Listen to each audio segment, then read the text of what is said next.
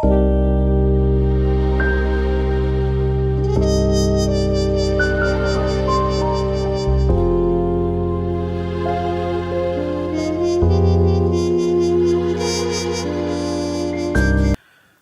చేసిన కార్యాలు కొన్ని వెర్రిమొర్రి కానీ నీకు అనిపిస్తాయేమో, నీ బ్రెయిన్కి అలాగ అనిపిస్తాయి, కానీ ఆయన ఎప్పుడూ వెర్రి పనులు చేయడు. ఆర్ట్ గీసే వ్యక్తి పెయింట్ తీసుకొని బ్రష్తో ఏదో గీస్తూ ఉంటాడు. ఒకసారి ఒక తమ్ముడు అలానే ఆర్ట్ గీస్తూ ఉన్నాడు. నేను దగ్గర నిలబడి చూస్తూ ఉన్నాను. ఏందో గందరగోళంగా ఉంది, నాకేం అర్థం కాదు. ఏం తమ్ముడు ఏం గీస్తున్నావు నువ్వు అన్న. కొంచెం తీసుకుంటున్నాడు, అక్కడక్కడ అలా అంటున్నాడు, ఇలా అంటున్నాడు, ఇలా ఏదేదో చేస్తున్నాడు. ఆయన పక్కనే నిలబడి చూస్తూ ఉన్నాను నేను. నవ్వుతున్నాడు. అట్లా చేసి చేసి చేసి ఏదన్నా అర్థం కాలేదా అన్నాడు. అర్థం కాలేదు తమ్ముడు, ఏం చేస్తున్నాను, కొంచెం దూరం వెళ్ళి చూడమ్మా అన్నాడు. కొంచెం దూరం వెళ్ళి చూసినప్పుడు అదొక అద్భుతమైన చిత్రం.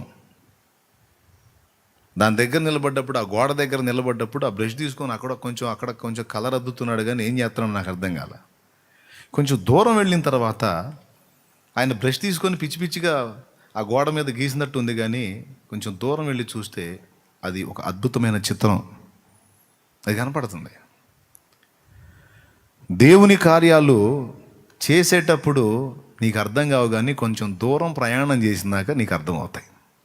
అసలు ఏం జరుగుతుంది, ఏంది, అసలు ఇన్ని మలుపులు ఎందుకు తిరిగింది, ఇలాంటి పరిస్థితులు నాకు ఎందుకు వచ్చినాయి, ఎదుటి వ్యక్తులకు ఒకవేళ అలాగొస్తే వాళ్ళకి అట్లా ఎందుకు అయినాయి, ఏబుకు వస్తే ఏబుకు అలా ఎందుకు వచ్చింది.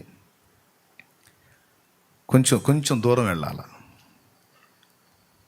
ఓకే, సరే. గతంలో నేను వీటిని ప్రస్తావించాను, అయినా మళ్ళీ ఒక్కసారి ఎందుకో జ్ఞాపకం చేయాలనిపించింది. అందులో మరొక విషయం దేవుడు నా దృష్టికి తీసుకొచ్చినందున దాన్ని నేను ఈరోజు మీకు చెప్పాలనుకున్నాను. ఇప్పుడు ఏబు జీవితాన్ని తీసుకుందాం మనం. ఇంత మంచోడిని అలా చేయటం దేవాసలు నీకు న్యాయమేనా అంటే, దేవుడు అంటాడు, నేను అన్యాయం చేసేవాడిని కాదు, నా చర్యలన్నీ న్యాయయుక్తములే అంటాడు. ఒక్క మాట గుర్తుపెట్టుకోవాలి ఎప్పుడైనా, ఇది ఎప్పుడు మర్చిపోకుండా మన హృదయం అనే పలక మీద రాసుకోవాలి. 89వ కీర్తన ఒక్కసారి తీయండి. బైబిల్ గ్రంథంలో 89వ కీర్తన ఒక్కసారి తీయండి. తీశారా?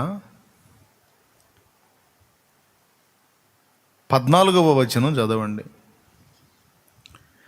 నీతి న్యాయములు నీ సింహాసనమునకు ఆధారములు, కృపాసత్యములు నీ సన్నిధాన వర్తులు. ఈ కింద మాటని పక్కన పెట్టి 14వ వచనము ఆ మొదటి లైన్, నీతి న్యాయములు నీ సింహాసనమునకు ఆధారములు. ఇది ఏతాను యొక్క దైవధ్యానం. ఏతాను రాసినటువంటి కీర్తనలో ఈ మాట ఉంది, నీతి న్యాయములు నీ సింహాసనమునకు ఆధారములు. బైబిల్ గ్రంథాన్ని చదివి దేవుని గురించిన సత్యం తెలుసుకోవాలని ఎవరికైనా అనిపిస్తే ఫస్ట్ ఈ మాటతో మానసికంగా రాజీపడి ఆ తర్వాత చదవాలా. హృదయంలో ఈ మాట పెట్టుకొని తర్వాత బైబిల్ చదవాలా. లేకపోతే దేవుని కార్యాలు మనకు అర్థం కాక మనం దేవుణ్ణి అపార్థం చేసుకునే అవకాశం ఉంది. విషయం ఏంటంటే, దైవజనుడే చాలామందికి అర్థం కావట్లే. దేవుడేం అర్థం అవుతాడు? దైవ సేవ చేసే సేవకుడి యొక్క వ్యవహారమే కొంతమందికి అర్థం కావట్లా. నేను నవ్వుకుంటాను ఒక్కోసారి. నా చర్యలే నాతో కూడా ఉన్న వాళ్ళకు కొన్ని అర్థం కావు. మనుషుడిగా ఉన్న నేనే కొన్ని విషయాలు ఇతరులకు అర్థం కానప్పుడు ఇంకా దేవుడేం అర్థం అవుతాడు? అయితే ఒక మాట లోపల పెట్టుకోవాలని చెప్పాను హృదయంలో. ఏ మాట అంటే, నీతి న్యాయములు ఆయన సింహాసనమునకు ఆధారములు అన్నాడు. ఇప్పుడు ఒక సింహాసనానికి ఒక కాలు ఉంటుందా, 4 కాళ్ళు ఉంటాయా? ఒక కాలు ఉంటుందా? 4 కాళ్ళు ఉంటాయి, సీటు ఉంటుంది, కింద 4 కాళ్ళు ఉంటాయి, వెనక సపోర్ట్ ఉంటుంది. ఇక మెయిన్ అది ఉంటుంది. ఇక మిగిలిన డిజైన్ కానీ సింహాల బొమ్మలు కానీ ఏదో ఇక వాళ్ళ స్థాయి కొద్దీ ఏదో ఉంటాయి. మెయిన్ అయితే 4 కాళ్ళు, ఒక సీటు, వెనక సపోర్ట్. ఇది కుర్చీ అంతా సింహాసనం అంతే. కాకపోతే సింహాసనం కొంచెం వెడల్పు ఉంటుంది, హైట్ ఉంటుంది, గంభీరంగా ఉంటుంది, గోల్డ్ ఉంటుంది. ఓకే, ఇక్కడ ఎక్కడన్నా దొరికితే బాగుండు అనుకోవాకండి. బంగారం ఉంటే మనకు ఉపయోగపడేది కదా అని. పరలోకం పోయినప్పుడు కూడా కొంతమంది బంగారు రోడ్లన్నీ దేవులాడుకుంటూ ఉంటారు. ఆడ బంగారం రోడ్డు ఎక్కడ ఉంది తవ్వకాలు జరపడానికి. సరే, ఆ 4 కాళ్ళు ఉన్నాయే, ఈ సింహాసనమునకు అవే కదా ఆధారం. అవి లేకపోతే ఉంటుందా సింహాసనం? రైట్. దేవుని సింహాసనమునకు కూడా ఆధారమైనవి 2 ప్రత్యేకమైనవి చెప్పాడు. ఒకటి నీతి, ఒకటి న్యాయం.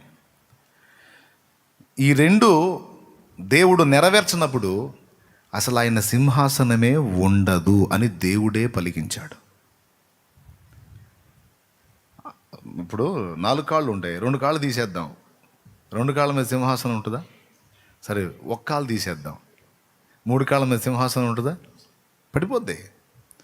ఒక్కటి తీసేయడానికి లేదు, 4 ఉండాల్సిందే. దేవుని విషయంలో మనం గుర్తుపెట్టుకోవాలి, దేవుడు నీతి తప్పిన నాడు, దేవుడు న్యాయం తప్పిన నాడు ఆయన సింహాసనమే ఉండదు. సింహాసనం ఉండదంటే అర్థం ఏంటో తెలుసా? ఆయన అసలు రాచరికమే చెయ్యడు. ఆయన ఫీలింగ్ ఏంటంటే, నేను నీతి తప్పినా న్యాయం తప్పినా ఇక సింహాసనం ఎక్కి పరిపాలనే చెయ్యను. అది అసంభవం. ఆధారమే నీతి న్యాయం చేసుకొని కూర్చున్నాను అన్నాడు దేవుడు. ఇప్పుడు చెప్పు, దేవుడు నీతి తప్పుతాడా? తప్పడు అని నోరు తెరిచి చెప్పు. దేవుడు న్యాయం తప్పుతాడా? తప్పడు. నీతి తప్పడు, న్యాయం తప్పు. అయినప్పుడు మరి కొన్నిసార్లు నీ జీవితంలో నీకు అన్యాయాలు జరిగినాయిగా. ఎప్పుడు అనిపించలేదా ఈ విషయంలో నాకు అన్యాయం జరిగిందని? ఇంత అన్యాయం జరుగుతుంటే అసలు దేవుడు ఏం చేస్తున్నాడు అని ఎప్పుడు అనిపించలేదా? నాకు అనిపించింది, మరి మీకు అనిపించలేదంటే మీరు ఏమో చెప్పాలి. నాకు అనిపించింది, మీకు కూడా అనిపిస్తే చేతులు ఎత్తండి. నాకు అనిపించింది అన్న, నాకు అన్యాయం చేసి మనుషులు అన్యాయం చేశారు, దేవుడు కూడా నాకు అన్యాయం చేశాడు అనిపించింది అంటే యథార్థంగా చెయ్యొద్దు. సిగ్గే ఉంది అక్కడ, నేను ఎత్తాగా. దేవునికి మహిమ. హల్లెలూయా. ఓకే, ఒప్పుకున్నారు. మనుషులం కదా, దేవుని కార్యాలు అర్థం కాక కొన్నిసార్లు అలా అనిపిస్తుంది. అయితే వినండి, నీకు అనిపించినంత మాత్రాన నిజంగా దేవుడు నీతి తప్పలేదు, న్యాయము తప్పలేదు. నీకు అనుమతింపబడిన ప్రతి పరిస్థితి న్యాయముగానే అనుగ్రహించబడింది. ఎట్లా న్యాయం అన్నా ఇది అన్యాయం అని నేను అనుకుంటుంటే అంటే అది ఎట్లా న్యాయమో ఆయన చెబుతాడు నీకు. ఆయన నీతో ఎట్లా న్యాయమో మాట్లాడాడంటే ఇంకా నీకు సౌండ్ ఉండదు. చుట్టూ చూస్తావు, ఎవరన్నా విన్నారా ఈ మ్యాటర్ అని. ఎందుకు? పరువు పోయిద్దని. దేవునికి మహిమ కలుగును గాక. నీ జీవితంలో కొన్ని అలాంటి పరిస్థితులు జరిగినప్పుడు నీకు అనిపించింది దేవుడు అన్యాయం చేశాడేమో అని. ఆయన అంటాడు, అన్యాయం అనేది మన చరిత్రలో ఉండదు నాయన. అన్యాయం అనేది నా నుండి జరిగితే అసలు సీట్లోనే నేను ఉండదు అన్నాడు. నా కుర్చీయే కూలిపోయినట్టు అన్నాడు. కూలిపోయినట్టు కాదు, కూలిపోతుంది. నీతి న్యాయములు నీ సింహాసనమునకు ఆధారములు. కాబట్టి ప్రభువుని వెంబడింపగోరిన వారు, పరిశుద్ధ గ్రంథాన్ని ధ్యానింపగోరిన వారు హృదయంలో ఈ మాటని ముఖ్యంగా స్థిరంగా ఏర్పరచుకొని ఆ తర్వాత దేవుని వెంబడించటం, బైబిల్ని చదవటం చేయాలి. ఇది ఇలా ఎందుకు జరిగింది అంటే, దేవుడు ఏమైనా తేడా పడ్డాడా? పాడాడు. ఇందులో ఏదో రహస్యం ఉంటుంది. దేవుడైతే అన్యాయము చెయ్యడు. ఇందులో ఏదో మర్మం ఉంటుంది, నాకు అర్థం కాని, నా మేధస్సుకు అందని నీ గూఢత ఏదో ఉంటుంది. అంతేగాని దేవుడు నీతి తప్పడు అనేది మనం హృదయంలో మెయిన్గా పెట్టుకోవాల్సినటువంటి మాట. అది ఏర్పరచుకొని జీవితాన్ని చూసినా, ఎదుటోళ్ళని చూసినా, గ్రంథాన్ని చూసినా ఈ మాటని మెయిన్గా హృదయంలో పెట్టుకొని చూడాలి. ఓ జరగరాంది జరిగింది, నాకెందుకు ఇలా జరిగింది అంటే ఫస్ట్ గుర్తు రావాలి.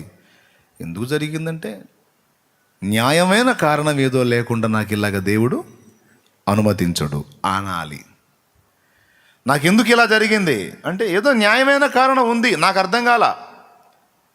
బంధువులు వస్తారు, అమ్మో దేవుడు ఏందమ్మా ఇంత అన్యాయం చేశాడు నీకో అంటారు.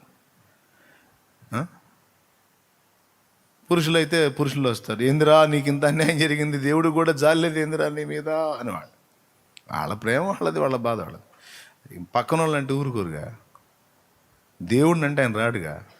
అందుకని ఎవరు వచ్చినా దేవుడి మీదే పడేది. దేవుడు అన్యాయం చేశాడు, దేవుడు ద్రోహం చేశాడు, దేవుడు ఏంది ఇంత అన్యాయం చేశాడు ఏంది. అసలు పాయింట్ ఏంటంటే అవిశ్వాసులు ఒకవేళ ఆ మాటతో ఏకీభవిస్తారేమో, విశ్వాసివైన నీవు ఎన్నడూ ఆ మాటతో ఏకీభవించకూడదు. నువ్వు నన్ను ఓదార్చడానికి వస్తే వచ్చావు, కానీ దేవుడు నాకు అన్యాయం చేశాడనే మాట మాత్రం అనొద్దు. నీ ఓదార్పు నేను అర్థం చేసుకున్నా, కానీ దేవుడు నాకు అన్యాయం చేశాడనే మాట అనొద్దు. నా జీవితంలో ఈ చేదైన అనుభవాన్ని నాకు అనుమతించాడు అంటే దీని వెనక ఏదో న్యాయమైన కారణం ఉంటుంది. ఇప్పుడు నాకు అర్థం కాకపోవచ్చు, నీకు అర్థం కాకపోవచ్చు, ఒకనాటికి అర్థమైద్ది. ఒకవేళ ఈ భూమి మీద ఉన్నంత వరకు అర్థం కాకపోతే రేపు ఆయన సింహాసనం ముందుకు వెళ్ళినప్పుడైనా ఆయన నాకు అర్థమయ్యేటట్టు చెబుతాడు. దేవుని సేవింపగోరేవాడు, దేవుని వెంబడింపగోరేవాడు, దేవునితో నడవగోరేవాడు, దేవునితో అడుగులు వేయగోరేవాడు ఖచ్చితంగా గుర్తుపెట్టుకోవాల్సిన ఒక ముఖ్యమైన మాట ఇది.